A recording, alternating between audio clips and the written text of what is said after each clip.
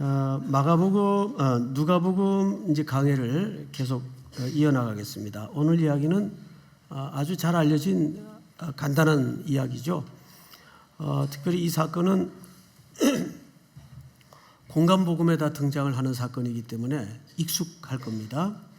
마태복음에도 기록이 되어 있고 마가복음에도 기록이 되어 있고 또 특별히 오늘 누가복음에 우리가 같은 현장을 볼 텐데 우선 이 풍랑의 사건은 각 책마다 똑같이 기록은 되어 있으나 강조점이 달라요. 예를 들면 마가복음에서는 예수님의 질문이 이랬습니다. 어찌하여 믿음이 없느냐 물었어요. 어찌하여 믿음이 없느냐.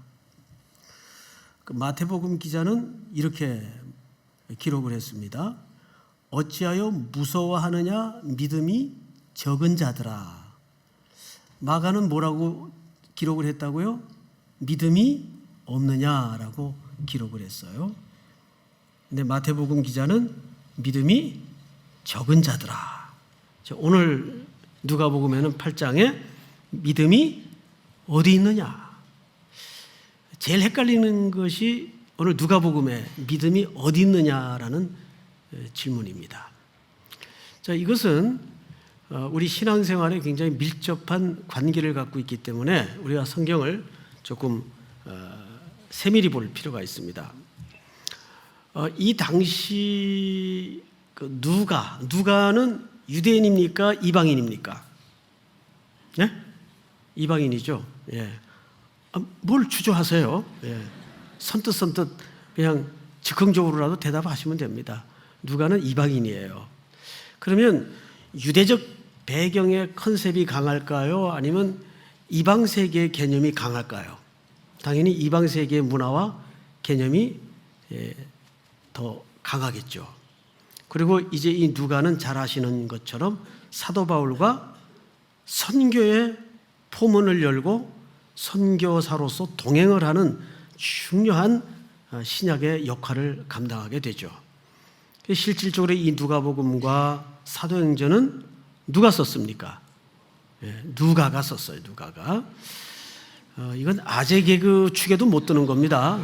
빨리빨리 대답을 해야 돼요. 누가가 썼어요.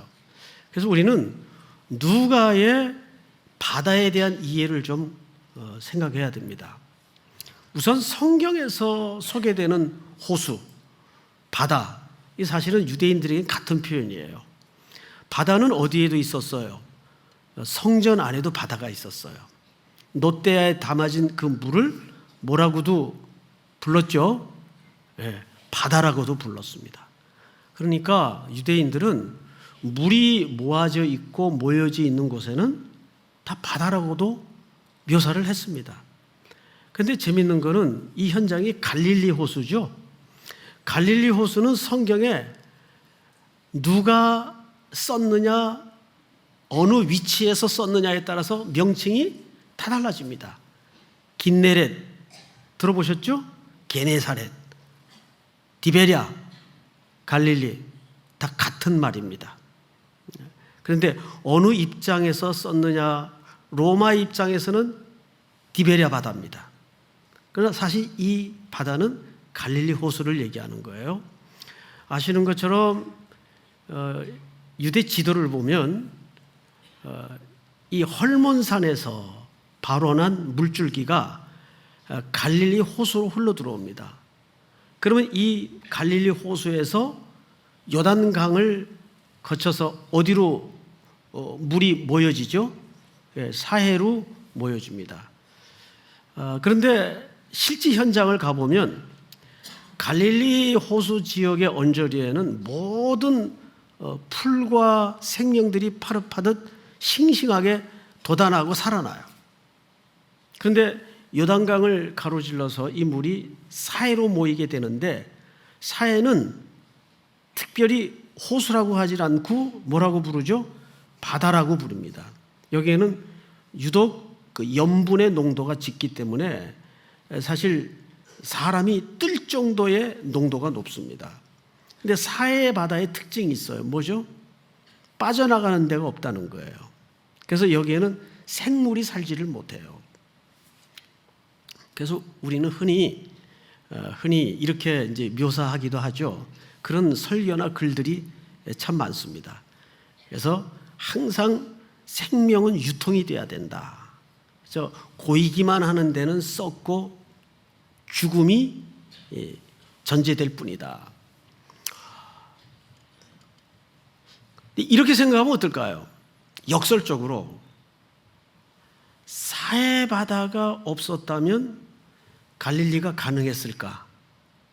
어떻게 생각하세요? 그 모든 것을 다 받아주는 그런 사해바다가 저 밑바닥에 존재하지 않았다면 지형적으로도 사해 쪽은 굉장히 낮죠. 지형이. 그래서 물이 그 아래로 흐르고 고일 수밖에 없는데 갈릴리에서 흘러나오는 물줄기가 어딘가 수용해주고 받아주는 저수 공간이 없다면 갈릴리라는 그 생명이 바로라는 아름다운 호수가 과연 가능했을까 그 말이에요. 불가능했을 겁니다.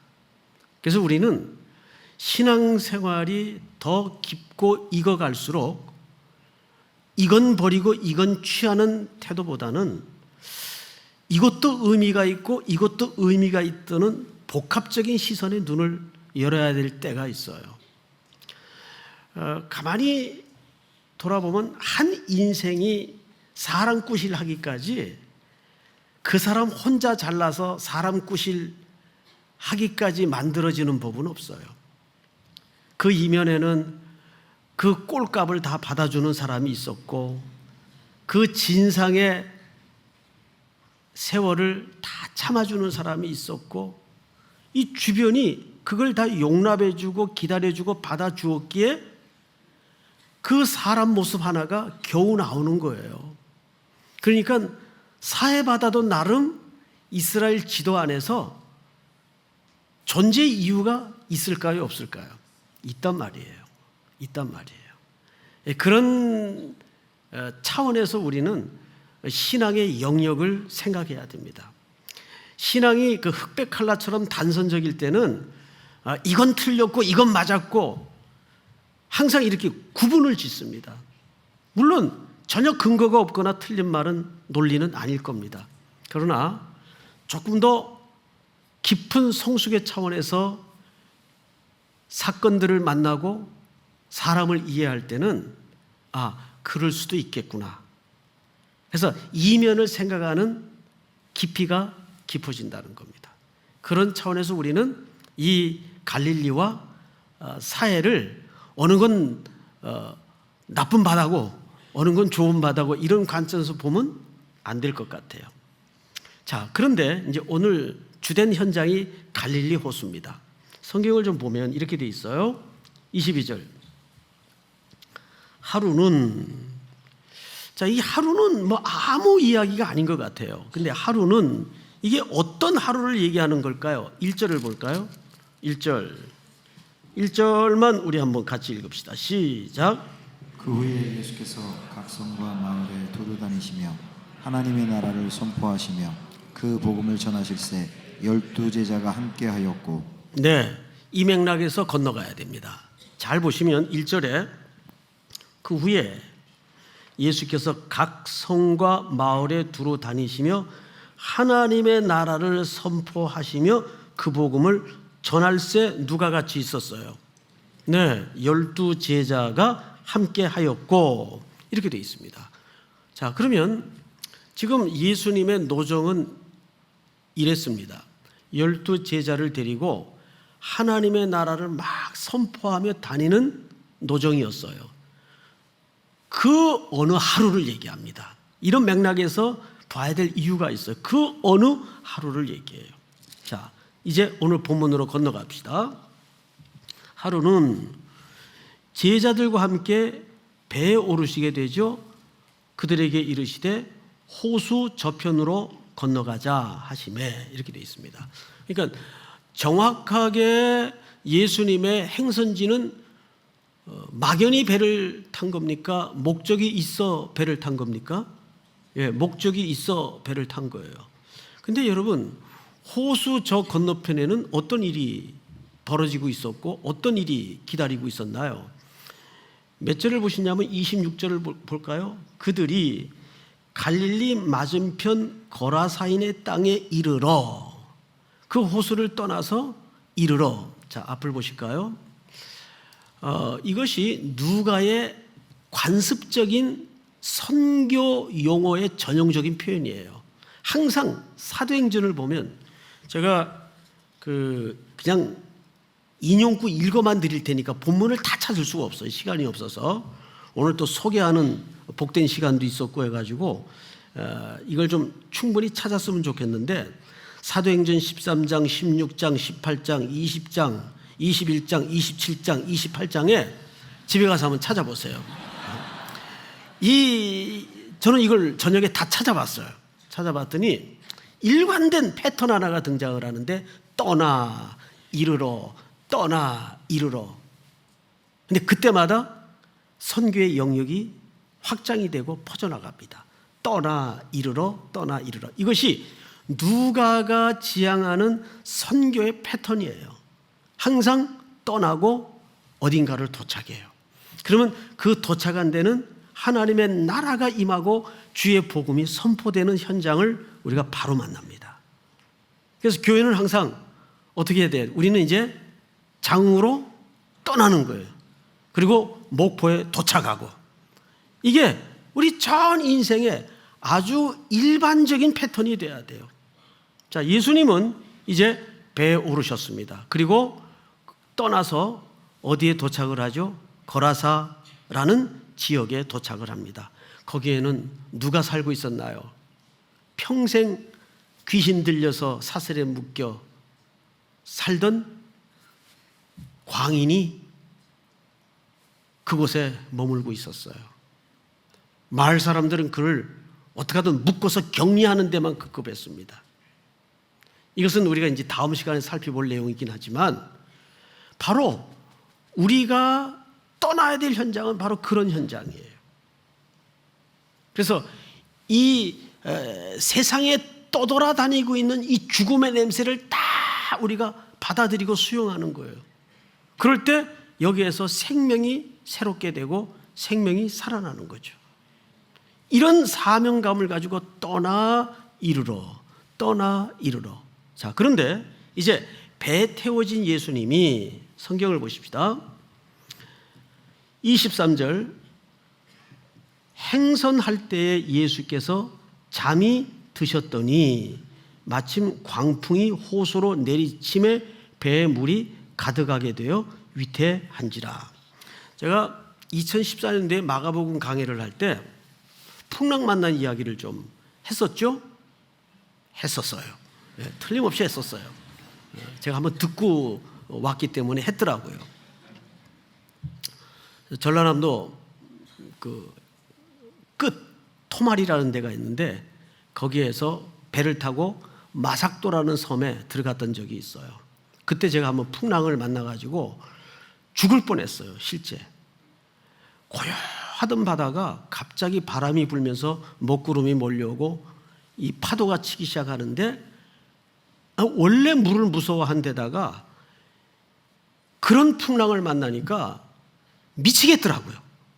야, 여기서 끝나는구나. 배가 진짜, 배도 뭐 온전한 배가 아니에요. 그냥 똑딱선 정도의 나뭇잎 같은 배인데 물결이 높아지니까 이게 파도를 따라 쭉 올라가더라고요. 파도 끝에. 배가 이렇게 서요, 진짜. 예. 마가복음 강의할 때도 손을 이렇게 했어요. 손을 보니까 배가 진짜 이렇게 해서 파도 끝에. 그리고 내려갔다가, 이거 한번 몇 번 당해보세요. 청룡열차 장난이에요. 그거는, 예? 그건 장난이에요. 그 나중엔 그 목사님이, 선장이 목사님이신데 방주호라고.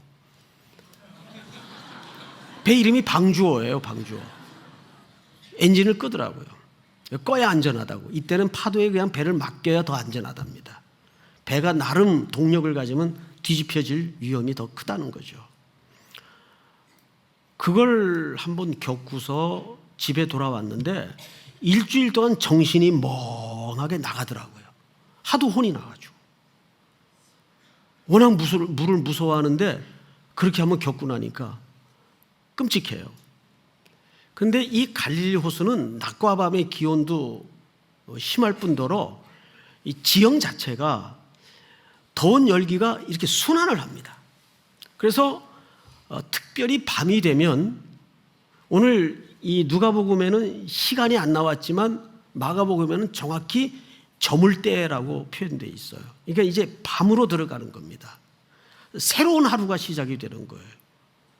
유대인들은 시간 개념이 저녁 때부터 하루가 시작이 되지 않습니까? 새로운 하루가 시작이 되는데 컴컴한 바다에 갑자기 돌풍이 얼마나 심하게 불었는지 여기 표현하기를 내리쳤다 그랬어요. 바람과 바다가 이 배를 내리친 겁니다. 그 얼마나 심한 풍랑이었겠어요? 자, 그런데 그 다음 보십시다. 내리치심에 배에 물이 가득하게 되어 위태한지라. 24절 다 같이 시작. 제자들이 나와 깨워 이르되 주여 주여 우리가 죽겠나이다 한데 예수께서 잠을 깨사 바람과 물결을 꾸짖으시니 이에 그쳐 잔잔하여지더라. 예. 자, 우선 여기서 예수님의 주무시던 모습을 조금 더 자세히 볼 필요가 있는데 23절을 다시 보세요. 행선할 때에 예수께서 잠이 드셨더니라고 되어 있어요. 이 말은 예수님이 지금 잠들어 계신 상태를 팩트로 설명한 게 아니에요. 여기 잠이 드셨더니라는 말은 전에부터 쭉 주무시고 계셨다 그 말이에요. 배를 탈 때부터. 그러니까 풍랑 전에 잠이 드신 겁니까? 풍랑 칠 때 잠이 드신 겁니까? 치고 나서 잠이 드신 겁니까? 풍랑 전에 잠이 드신 거예요. 그런데 이 풍랑이 예수님의 잠을 깨워요, 못 깨워요? 못 깨웁니다. 여기에는 이중적인 역설이 있어요. 이 풍랑이 예수님의 이 고난 잠을 못 깨워요. 이것은 첫 번째 의미는 아버지와의 단단한 결속과 평강이 이루어진 예수님의 입장에서는 어떤 환경과 외부적인 요인이 그 고난잠을 깨울 수 없다는 메시지가 분명히 있습니다. 그런데 오늘 이 사건에서 이 잠의 의미가 뭔가는 굉장히 중요합니다. 제자는 죽겠다고 난리가 났어요. 그런데 정작 예수님은 고나게 주무시고 계시는데 마가복음의 표현을 빌리면 고물에서 주무셨다 그랬어요. 고물. 자, 여러분, 그러면 배가 이렇게 덩그러니 있고 고물에서 예수님이 베개를 하고 주무셨다고 기록이 되어 있다면 그 그림을 가만히 한번 상상을 해보세요. 고물은 배의 어느 위치쯤 설명하는 겁니까? 배 끄트머리입니다. 그 설국 열차로 얘기하면 꼬리칸 정도 개념으로 이해를 하면 돼요. 그냥 배 끄트머리에 이렇게 널브러진 상태입니다. 사실은. 그런데 거기서 예수님은 고나게 던져져 있듯 주무시고 계세요. 그런데 외부에서는 바람과 파도가 한꺼번에 일어나서 난리가 난 데다가 문제는 제자들의 태도입니다. 위태롭다, 죽게 되었다고 소개하고 있어요. 이때 제자들은 행동을 잘 보십시오. 24절 제자들이 나와 깨워 이르되, 그러니까 예수님의 이 잠을 누가 깨운 겁니까? 제자들이 깨운 거예요. 여러분, 원래 유비적으로 예수님의 잠은 누구만 깨울 수 있습니까? 하나님만이 깨울 수 있습니다. 여기 마가나 누가가 사용한 깨워라는 말은 사실 예수님의 부활을 설명할 때만 쓰는 독특한 단어예요. 그런데 지금 예수님의 고난잠을 누가 깨우고 있어요? 인간들인 제자들이 깨우고 있어요. 사실 이 잠은 누구만 깨울 수 있는 잠이라고요? 하나님만이 흔들어 깨울 수 있는 잠이에요. 근데 제자들이 깨웠어요. 자, 문제는 제자들이 왜 깨웠냐 말이에요. 위태하니까.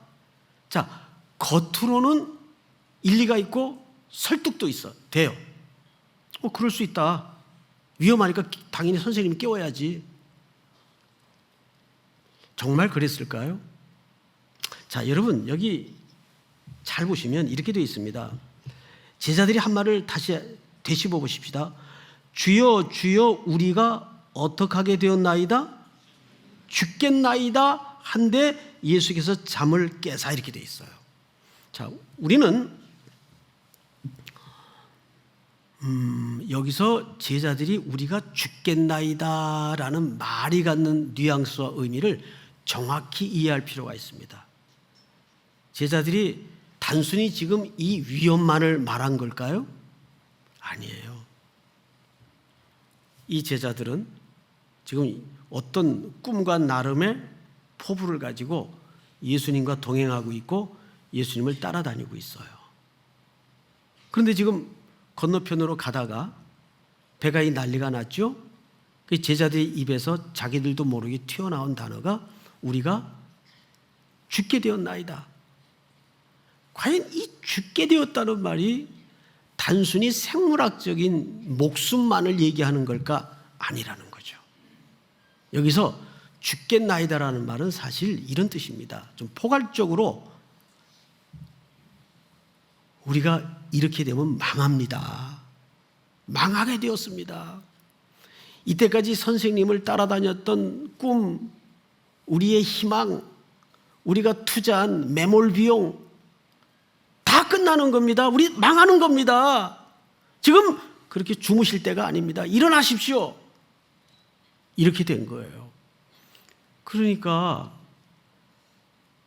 이게 그런 뉘앙스라면 사실 이 제자들은 예수님을 따라다니거나 모시고 다닌 겁니까?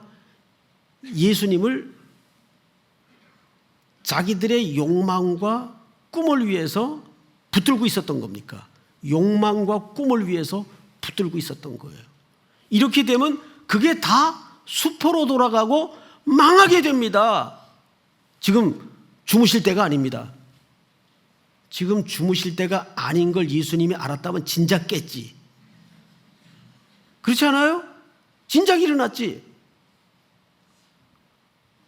그러자 예수님께서 잠에서 깨어 바람과 파도를 향해서 잠잠하라 고요하라. 이 표현은 명령형으로 썼는데 반드시 주종의 관계에서만 할 수 있는 명령법이에요. 이거는 창조주이신 예수님만 할 수 있는 명령법이에요. 잠잠하라, 고요하라. 이걸 어떤 학자는 재미있게 풀어서 설명을 했더라고요. 쉿, 조용히 해. 우리 한번 흉내 내볼까요? 쉿, 조용히 해. 지금 우리 애기 자는데 쉿, 조용히 해 그 뜻이에요. 이게 바람과 파도를 향해서 예수님이 꾸짖었던 창조주로서의 자연을 다스리는 명령형이었어요. 자, 그러면서 후에 제자들에게 타이릅니다. 여기서는 꾸짖은 것처럼 되어 있지만은 사실상 꾸짖은 게 아니고 제자들을 타이른 겁니다. 너희 믿음이 어디 있느냐? 드디어 이제 예수님의 본론이 나왔어요. 너희 믿음이 어디 있느냐? 믿음이 있느냐, 없느냐라는 질문은 오히려 이해하기가 쉬워요. 근데 너희 믿음이 어디 있느냐? 이 믿음에 관한 정의를 가지고 질문할 수밖에 없었던 예수님의 본심이 뭘까요? 그들은 지금 무엇을 믿고 따라다녔던 겁니까? 예수님을 따라다니면서 얻어질 어떤 결과물들입니다. 당연히 예수님도 믿었겠죠. 그러나 예수님을 믿는 것과 그분을 정확히 이해하는 것과는 전혀 다른 문제예요. 여러분 갈라디아서 2장을 한번 찾아볼까요? 성경을 찾겠습니다.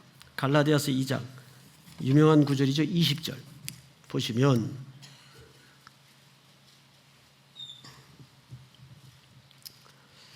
내가 그리스도와 함께 십자가에 못 박혔나니 그런즉 이제는 내가 사는 것이 아니요 오직 내 안에 그리스도께서 사시는 것이라. 이제 내가 육체 가운데 사는 것은 나를 사랑하사 나를 위하여 자기 자신을 버리신 하나님의 아들을 믿는 믿음 뭡니까?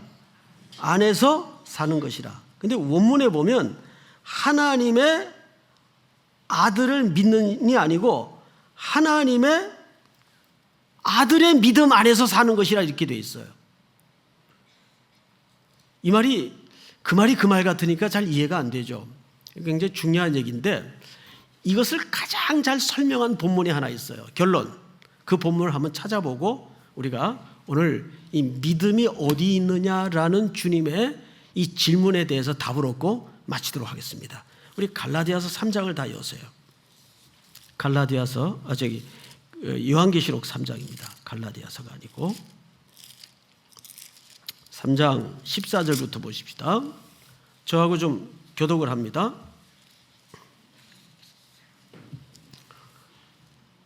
라오디게아 교회의 사자에게 편지하라. 아멘이시여 충성되고 참된 증인이시여 하나님의 창조의 근본이시니가 이르시되 시작. 내가 내 행위를 아노니 내가 차지도 아니하고 뜨겁지도 아니하도다.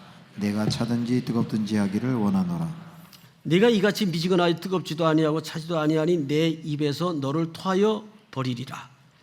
내가 말하기를 나는 부자라 부유하여 부족한 것이 없다 하나 내 공고한 것과 가련한 것과 가난한 것과 눈먼 것과 벌거벗은 것을 알지 못하는도다. 내가 너를 고난하노니 내게서 불로 연단한 금을 사서 부유하게 하고 흰옷을 사서 입어 벌거벗은 수치를 보이지 않게 하고 안약을 사서 눈에 발라 보게 하라. 그러므로 내가 사랑하는 자를 책망하여 징계하노니 그러므로 내가 열심을 내라 회개하라. 다 같이 읽습니다. 시작. 볼지어다 내가 문 밖에 서서 두드리노니 누구든지 내 음성을 듣고 문을 열면 내가 그에게로 들어와 그로 더불어 먹고 그는 나와 더불어 먹으리라. 네, 여러분 신앙에는 두 단계의 성숙의 지도가 있습니다. 첫째는 그냥 예수님이 믿음의 대상으로 사는 겁니다. 그것도 믿음이라고 저는 봐요. 예수님이 계시고 내가 예수님을 믿어요. 그래서 믿음의 대상은 예수님이에요. 그런데 하나님의 아들의 믿음 안에서 산다는 게 무슨 말이냐면 바로 이 갈라디아서 3장 20절에서 말한 이 내용입니다. 이제는 내가 그분 안에 들어가 사는 겁니다. 그리고 그분이 내 안에 들어와 사는 거예요. 그러니까 이것은 상대 개념입니까? 하나의 개념입니까? 그렇죠. 이건 상대 개념이 아니에요. 신앙에는 이렇게 두 단계가 있어요. 아직도 그저 예수님이 내 믿음의 대상일 뿐이에요. 그 말이 틀린 말은 아니에요. 그런데 이래 가지고는 그분을 다 알아간다고 할 수가 없어요. 그래서 이 라오디게아 교회 성도들이 그런 식으로 믿었어요. 차지도 않고 덥지도 않고 미지근하여 토해내리라 그랬죠. 이 말은 그 지역 라오디게아라는 지역의 배경을 갖고 있습니다. 여기에는 무리교예요. 석회질이 많습니다. 그러다 보니까 안질 환자들이 많아요. 그래서 이 수로를 통해서 뜨거운 물을 실어 나릅니다. 이게 오다가 다 미지근해져요. 석회질이 섞인 그 물을 먹다 보면 메스꺼워 가지고 구토가 납니다. 그래서 토해낸다는 말이에요. 미지근하면 차지도 않고 덥지도 않으면. 여기에는 안약 생산지이기 때문에 많은 사람들이 돈들을 많이 벌었어요. 게다가 무역 상업지이고 돈들이 많았습니다. 넉넉해요. 그러다 보니까 신앙생활에 대해서 열정과 절실함이 사라진 겁니다. 선진국 사람들의 신앙의 형태처럼 만불이 넘어가면 이런 현상이 나타난다 그러잖아요. 그때 하나님의 사자를 통해서 이 라오디게아 교회 성도들에게 그 유명한 본문을 지시한 겁니다. 볼지어다 내가 문 밖에 서서 두드리노니 누구든지 내 음성을 듣고 문을 열면 내가 그에게로 들어가 그와 더불어 먹고 그는 나와 더불어 먹으리라. 이거는 예수 안 믿는 사람들에게 전도하는 전도용 구절이 아니에요. 이미 전제가 14절에 보면 누구로 되어 있습니까? 라오디게아 교회 성도들에게 쓴 편지예요. 지금 그 성도들의 상황은 그저 예수님이 믿음의 타자, 믿음의 대상일 뿐이에요. 근데 주님은 놀랍게도 우리에게 그 정도로 만족하지 않으세요. 그냥 가끔씩 정기적으로 만나는 데이트 상대로 우리를 원하지 않으세요. 여러분, 신앙생활이라는 것은, 주님과의 관계는 물어봅시다. 이벤트입니까? 일상이어야 합니까? 대답은 잘하세요. 대답은. 이벤트가 아니죠. 뭘 자꾸 이벤트를 해달라 그래요? 네? 이벤트가 필요한 커플은 문제가 있는 거예요. 연애라는 것은 어떻게 만나는 거예요? 그냥 만나는 거예요. 뭔 이벤트를 합니까? 이건 관계가 수상하거나 뭔가 더 좀 부족할 때 그런 게 필요한 거예요. 물론 결혼해서 맨날 이벤트 하는 사람도 있습니다. 그건 진짜 대단한 사람들이에요. 그런데 원래 신앙생활은 이벤트가 아니잖아요. 정말 일상이에요. 주님은 우리에게 그냥 데이트 상대로 이벤트로 만나길 원치 않으세요. 야, 이제는 내가 너랑 이렇게 정기적으로 만나는 생활 가지고 내가 좀 성이 안 찬다. 넌 내 믿음 안으로 들어올 수 없겠니? 그 말이 내가 네 안에, 네가 내 안에. 이거는 거리가 없어지는 것이고 상대 개념이 없어지는 거예요. 가장 정확한 표현이 뭐냐면 뼈 중에 뼈요, 살 중에 살이라는 고백이에요. 딱 보니까 나더라고요. 딱 보니까 죄가 들어오기 전에 첫 인류가 딱 보니까 저건 나더라고요.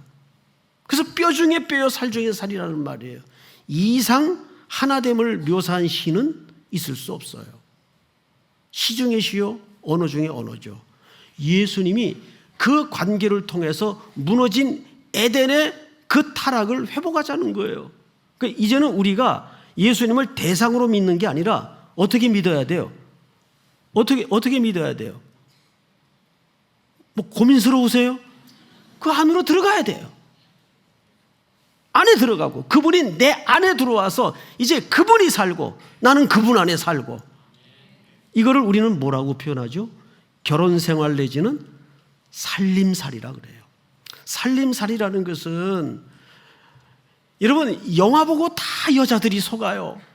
영화는 이벤트 중심으로 스토리 얼개가 나열될 수밖에 없잖아요. 그런데 현실의 진짜 리얼리티는 뭐예요? 자질구레하고 소소하고 이런 잡다한 것들이 인생살이고 삶 아니에요. 그거 하자고요, 예수님께서. 이제는.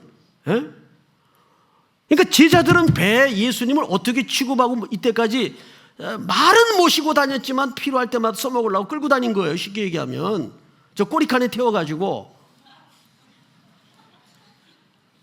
근데 예수님은 잠을 자고 있단 말이에요. 이러면 큰일 납니다. 우리의 꿈이 다 무너집니다. 망합니다. 빨리 깨셔야죠. 일어나야죠. 지네들이 막 예수님을 부활시켜 막 깨워 그냥. 주무시면 안 된다고.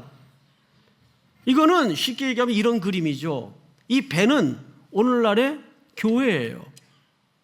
그리고 배 안의 제자들은 교회 공동체겠죠.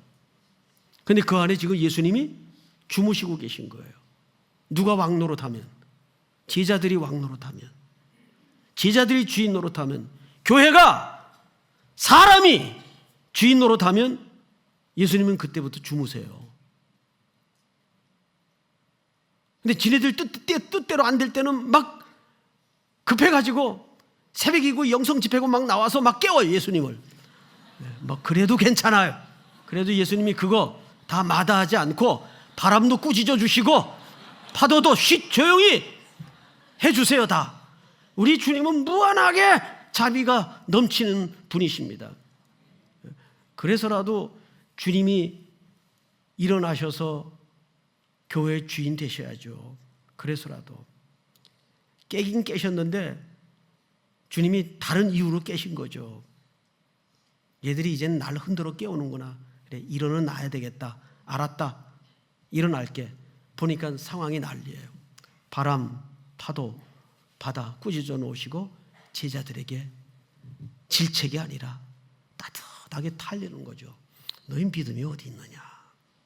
너희 믿음이 어디 있느냐? 나를 아직 써먹기 좋은 무슨 요술방방이나 알라딘의 마술 램프에 그런 왕으로 보이느냐?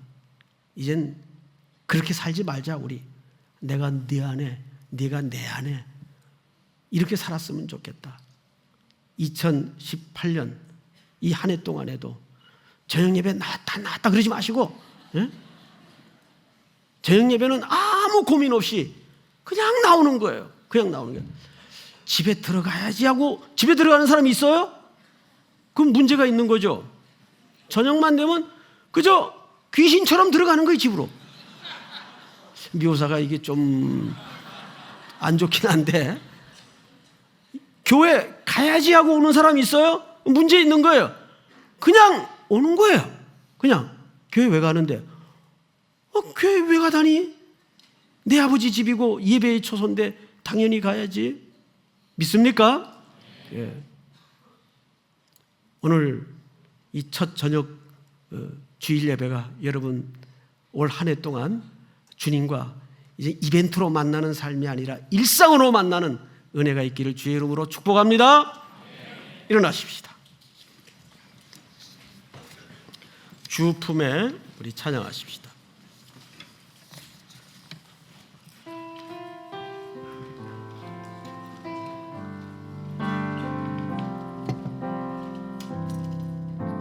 주 품에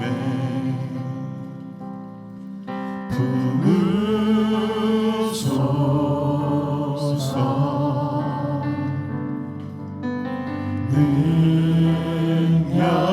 능력에 발로 덮으소서. 거친 파도 나 향해 와도 주와 함께 날아오르리.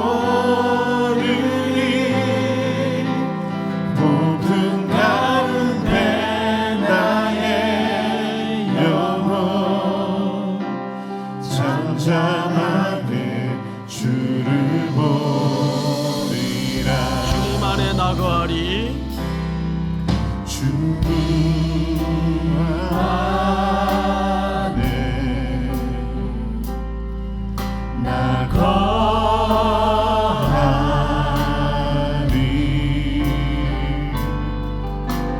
주는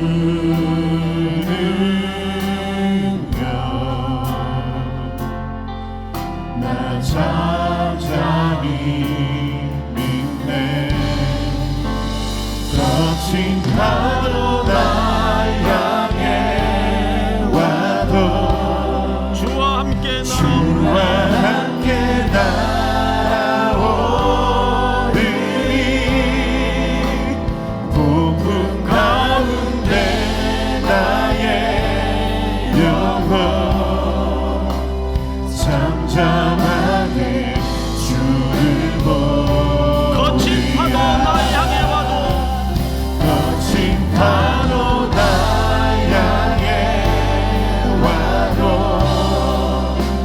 주와 함께 날아오르리. 폭풍 가운데 나의 영혼 잠잠하게 주를 보리라. 우리 한번 머리 숙여 기도합시다. 새해가 이렇게 출발을 했습니다. 바다 저편으로 건너가자.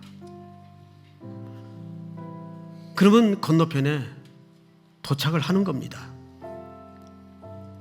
그 안에 주님이 잠을 주무시든 깨어있든 아무 상관이 없어요. 주님이 가고자 한 길이고 명령한 것이면 건너편에 이르도록 돼 있습니다. 왜 바람 때문에 놀라고 폭풍우 때문에 가슴 졸입니까? 이제는 주님을 대상으로 믿지 말고 주님 안으로 들어가십시다. 우리 삼일교회가 주님 안에 머무는 새로운 한 해가 되기를 원합니다. 그분의 능력을 누리고 그분의 자비를 경험하며 그분 안에서 새롭게 눈뜨는 한 해가 되게 하여 주시옵소서. 첫날 첫 예배 때 주신 말씀처럼 이전에 주었던 은혜가 기억이 안 날 정도로 새날 새 은혜를 우리 모든 성도들의 일상에 허락해 주시옵소서. 이제는 더 이상 주님을 이벤트로 만나는 삶이 되지 않고 일상으로 만나게 하여 주시옵소서. 또 장흥목포 선교를 위해서 우리 한번 주여 부른 다음에 기도합니다. 주여, 하나님 은혜를 감사합니다. 영광을 받으시옵소서. 주의 나라가 저들 가운데 나타나게 하시고 새로워지게 하시고 쓰임받도록 인도하여 주시옵소서.